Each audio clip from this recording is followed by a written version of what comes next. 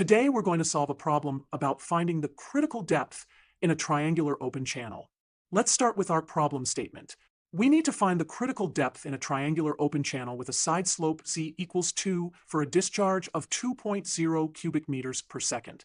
First, let's visualize our triangular channel. A triangular channel has a V-shaped cross-section.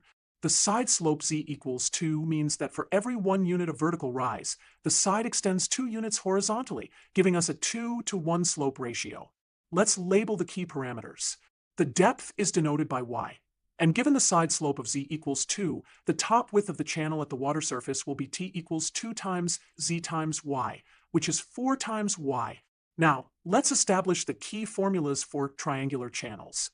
For a triangular channel with side slope z, the top width t equals 2 times z times y. The cross-sectional area A is 1/2 of the top width times the depth, which equals z times y squared. Critical flow occurs at a specific depth, where the specific energy is minimum. The critical flow condition is expressed by this equation, q squared times t equals g times a cubed.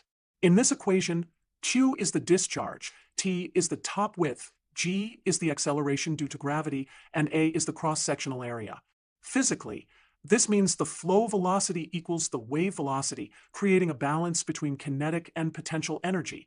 Now, let's derive the equation for the critical depth. We'll substitute our triangular channel formulas into the critical flow condition, substituting t equals 2zy and a equals zy squared into the critical flow equation. We get q squared times 2zy equals g times zy squared cubed.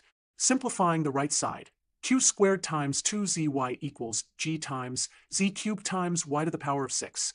Further simplifying, 2 times q squared equals g times z squared times y to the power of 5. Solving for y sub c, the critical depth, y sub c equals the fifth root of the fraction 2 times q squared divided by g times z squared. Now, let's solve for the critical depth using our given values. We have q equals 2.0 cubic meters per second, z equals 2, and g equals 9.81 meters per second squared.